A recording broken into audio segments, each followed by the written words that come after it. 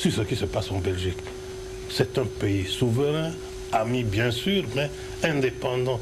Ces problèmes ne nous concernent pas. Faites la même chose. Voilà tout ce qu'on vous demande pour que ça aille. Pour que ça aille, une seule exigence de notre part. Laissez-nous tranquilles. On ramasse la nourriture dans les poubelles parce qu'on a faim. Les routes sont en... On n'a jamais frappé à vos portes pour dire apportez-nous à manger, apportez-nous de l'asphalte pour nos routes, rien. Mais laissez-nous tranquilles. Bon, ça c'est les critiques de la presse. Revenons-en aux critiques des politiciens belges. Mais en démocratie, on peut émettre des critiques et soutenir l'action d'un gouvernement. Et jusqu'à preuve du contraire, la majorité de M. Martens tient toujours. Donc qu'est-ce qui vous gêne dans ce genre de critiques? Écoutez, je ne sais pas si je me suis fait comprendre comme il faut. Lorsque quelqu'un vous dit « laissez-moi tranquille », ça veut dire quoi? Fichez-lui la paix. J'utilise même cette expression terre à terre.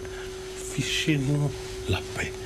La République du Zaïre est un pays indépendant au cœur du continent africain. Vous êtes ce que vous êtes en Europe, mais laissez-nous tranquilles. Depuis 1960, nous sommes libres, nous sommes indépendants. Mais laissez-nous le soin de nous organiser, même de ramasser la nourriture dans les poubelles. Mais c'est notre problème. Où est votre problème? D'accord, mais il reste des liens, ne fût-ce qu'historiques, entre la Belgique et le Zaïre. Liens historiques. Voici quelques exemples. Chaque année, presque chaque mois, nous sommes en France, à Paris, capitale de la République française.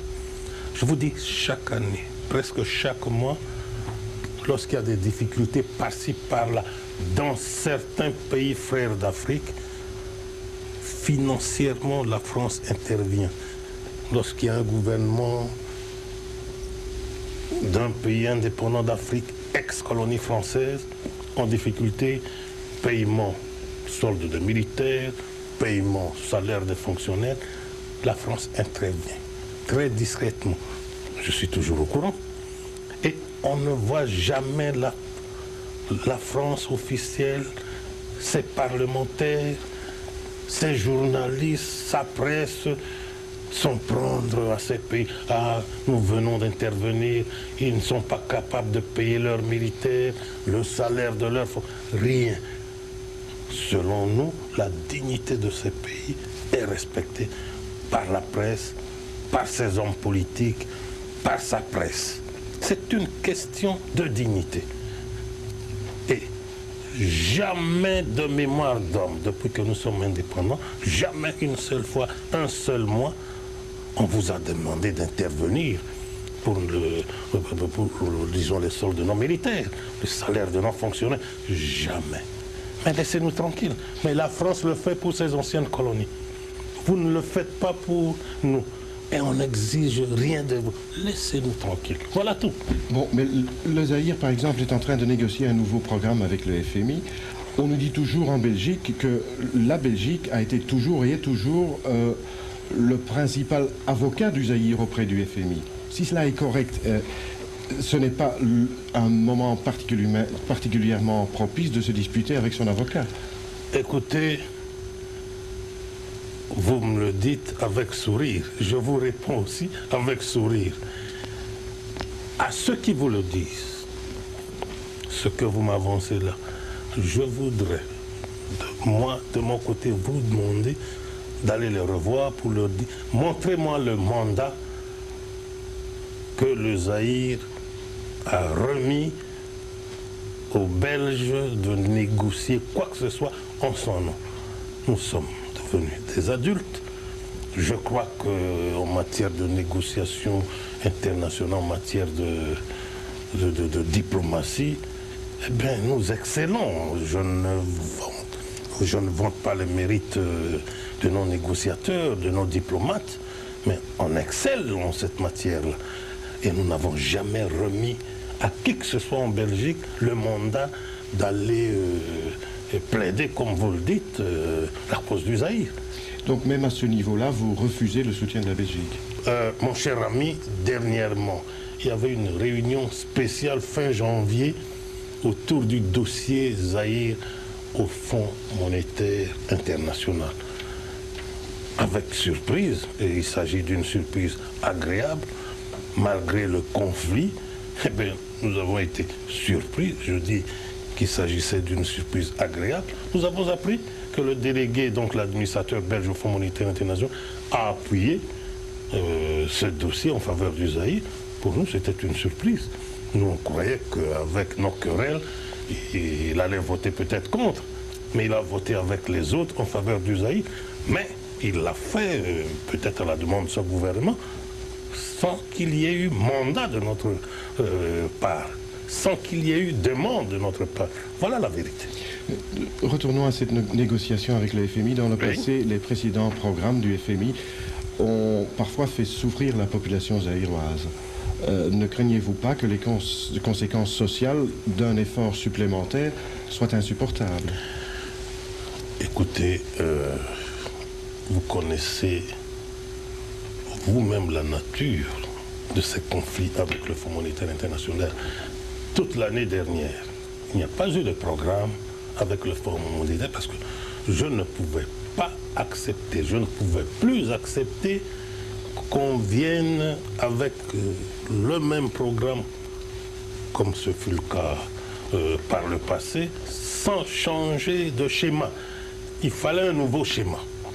Et Toronto a indiqué à peu près la nouvelle ligne de conduite à suivre. Et nous, on s'attendait à ce qu'il y ait un changement de schéma. C'est-à-dire, nous, pays jeunes, en voie d'équipement, en voie de développement, lorsque nous passons des accords pour des programmes avec le Fonds monétaire international ou la Banque mondiale, le but recherché par nos pays jeunes, c'est quoi? La croissance. Nous devons nous développer. Or que le schéma du côté du Fonds monétaire ou de la Banque mondiale, c'est quoi? Surtout du côté du Fonds monétaire international, eh bien, la dette. Il faut payer la dette et puis tout le reste, ça ne compte pas.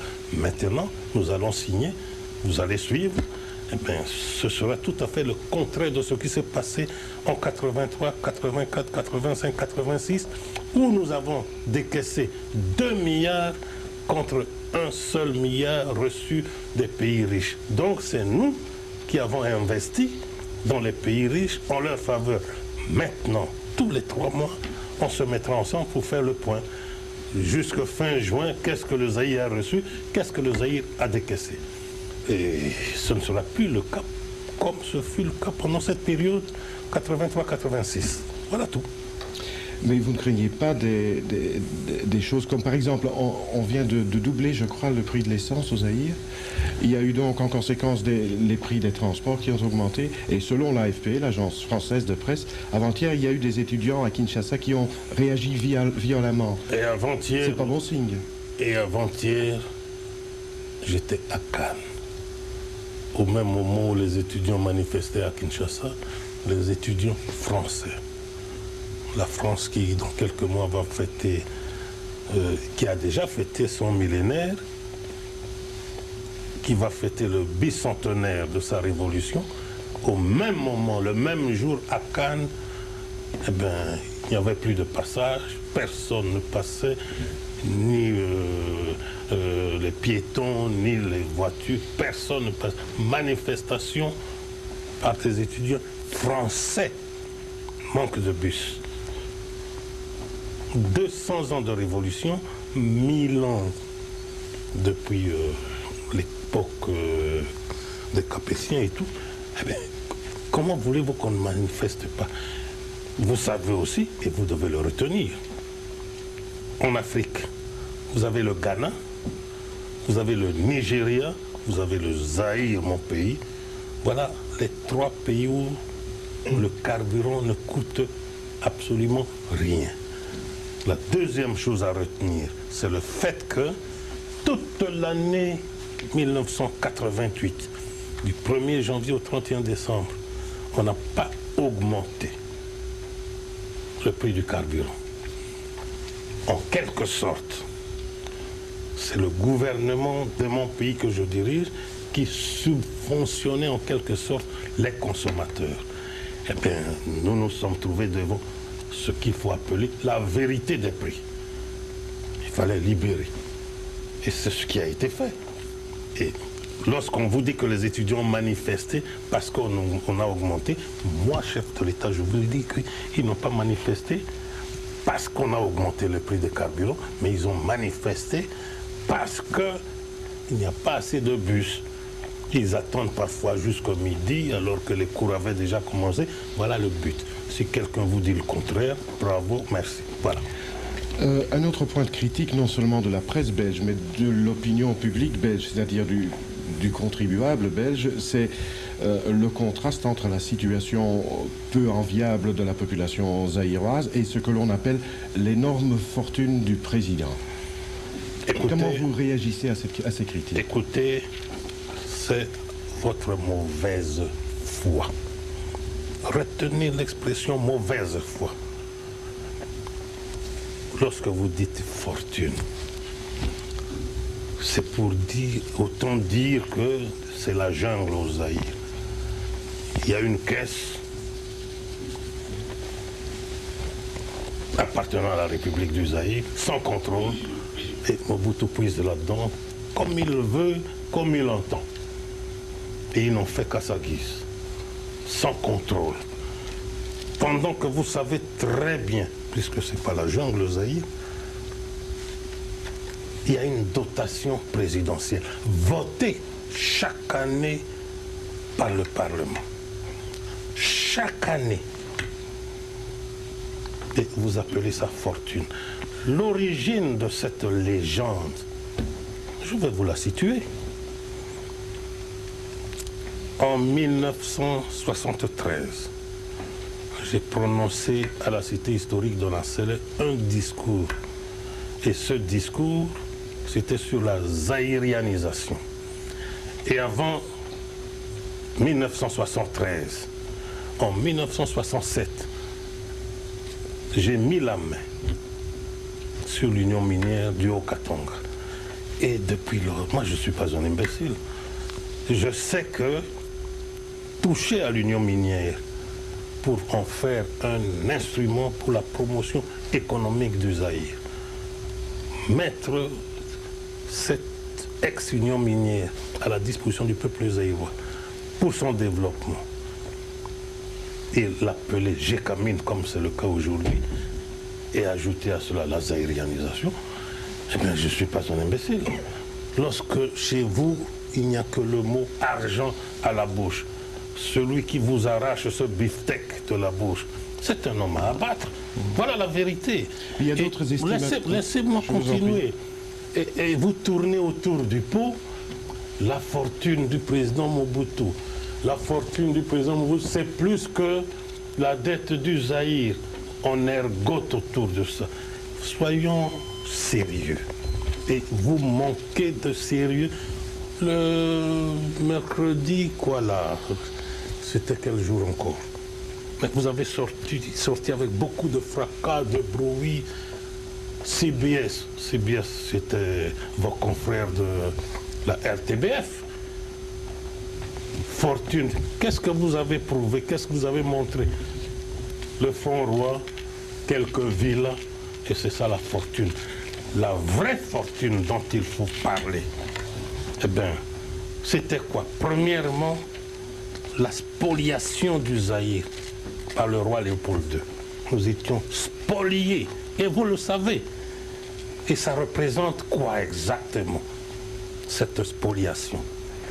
Et vous n'allez pas quand même nier le fait que le pillage du Zaïre, eh bien, a fait la prospérité de votre pays. Voilà la fortune dont il faut parler. Mais n'essayez pas de rigoler, la fortune du président Mobutu, dont le pays a été soumis à des pillages, des spoliations. Et c'est le résultat, mais c'est la prospérité de votre pays. Et nous réclamons aujourd'hui ce dont nous avons droit. Par exemple, l'uranium. Eh bien, tout l'argent sur l'uranium, n'a pas profité au Zaïre. De 1960 à 1964, à cause de la sécession. Qui a monté la sécession avec Tchombe? C'est la Belgique. Vous êtes le seul pays au monde à avoir reconnu l'État indépendant du Katanga, proclamé par Tchombe, militairement soutenu par votre pays, et le seul pays à avoir envoyé un ambassadeur, feu le comte d'Aspremont Lindem, ambassadeur du Royaume de Belgique au Katanga.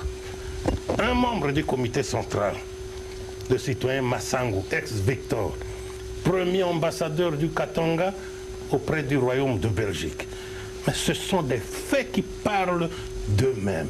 Et de 1960 à 1964, le pouvoir central zaïrois a été privé de ses ressources, recettes d'exportation.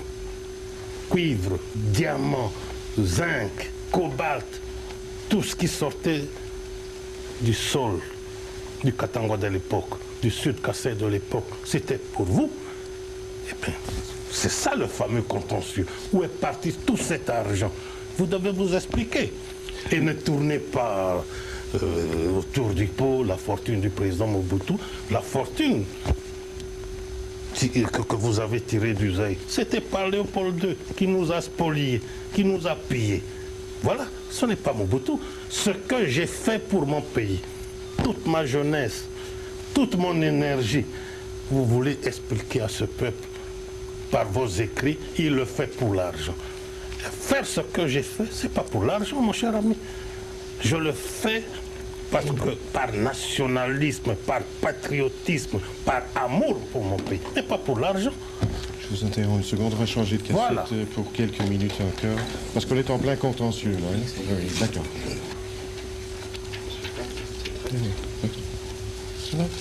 Bon, là, nous sommes en plein dans le contentieux. La Belgique propose une conférence ministérielle, une table ronde, vous l'appelez comme ça, mais ne veut pas réouvrir les anciens dossiers.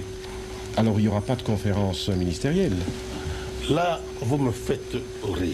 Encore une fois, dans le cadre de ce conflit, au nom de son gouvernement, qui est venu pour la première fois nous parler de cette table ronde. Et vous l'avez accepté?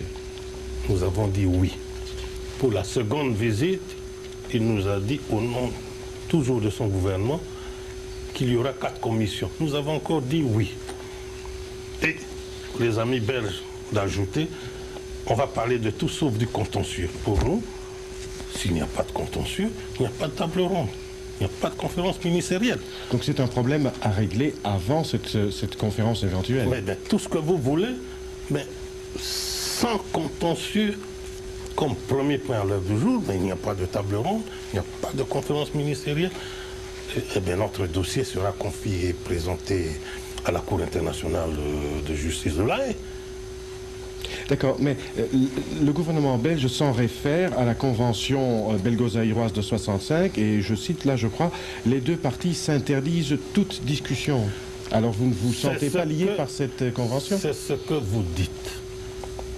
Et nous avons, pour commencer, dénoncé cette fameuse convention qui nous a liés jusqu'ici avec le Royaume de Belgique, votre pays.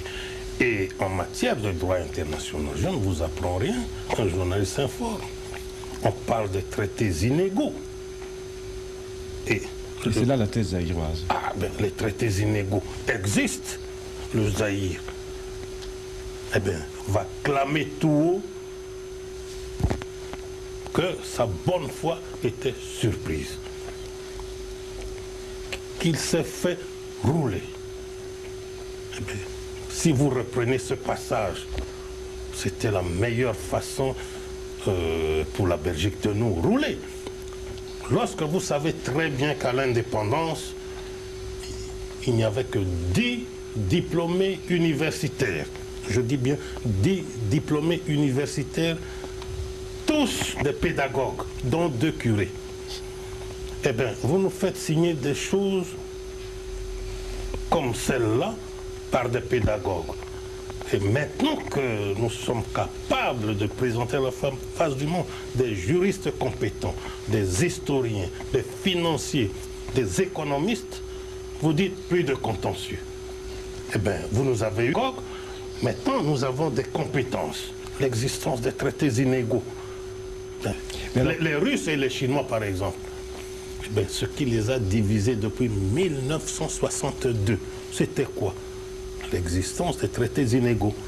Maintenant, Gorbatchev, qui paraît plus intelligent que ses prédécesseurs, eh bien, reprend avec les Chinois. On va parler des traités inégaux. Mais si les deux parties, la partie belge et la partie zaïroise, s'en tiennent à leur position, quelles sont les chances de réussite de la médiation du roi Hassan II? Oui, mais Hassan II connaît mon point de vue. Mais il connaît aussi le point de vue belge. Ah, mais c'est ça, justement. Mais alors, quelles sont ces chances? Elles sont tout à fait nulles. Ah, tout à fait nulles. Et nous irons devant la Cour internationale de justice de La Haye. Et nous allons parler. Et notre dossier, il est prêt. Nous pouvons même entamer des discussions dès demain. Si on n'est pas d'accord, nous irons à La Haye. Voilà tout. Une dernière question, Monsieur le Président. Supposons que dans quelques mois, ces différends soient aplanis. Comment voyez-vous l'avenir des relations belgo-zaïroises? Quels sont, pour vous, les principes de base d'une éventuelle nouvelle lune de miel? Eh bien, je crois que la réponse est dans les propos de votre ministre des Affaires étrangères, qui avait brandi, il y a combien de semaines de cela maintenant? 2 semaines, 3 semaines, je ne sais plus très bien. Il dit, maintenant, eh bien, nous allons proposer une charte non coloniale. Donc, on était des deux côtés régis par une charte que lui a trouvé que c'était colonial. Eh bien, pour nous, il n'y aura plus dans la coopération des privilèges quelconques pour qui que ce soit. L'exemple de la Sabena est là. Mais nous avons aligné Sabena, on a mis Sabena sur un pied d'égalité comme tout le monde. Et on nous évoque les traités aériens. Eh bien, avec les Espagnols, les Suisses, les Britanniques, avec tout le monde, ces accords aériens existent et limitent le nombre de fréquences hebdomadaires à 2. Avec les Belges, puisqu'il y avait des privilèges, c'était 4. Maintenant qu'il n'y a plus de privilèges, maintenant que nous avons dénoncé la Convention de 1976, eh bien, il n'y a plus de privilèges. Et tout ça est définitif aussi? Comment? Tout ça est définitif. Mais il n'y a plus de privilèges, c'est fini, on traite d'égal à égal. Voilà. Mais quelles sont les bases d'une nouvelle coopération entre la Belgique et mais c'est ce que nous allons voir ensemble dans le cadre de la table ronde, si elle peut avoir lieu, dans le cadre de cette conférence dite ministérielle, si elle peut avoir lieu. Et on verra ça ensemble. Ce n'est pas moi à dicter des règles de conduite, et pour la Belgique et pour le Zaïre. On verra ça à deux dans le cadre d'un dialogue. Voilà tout. Merci beaucoup. C'est moi qui vous remercie.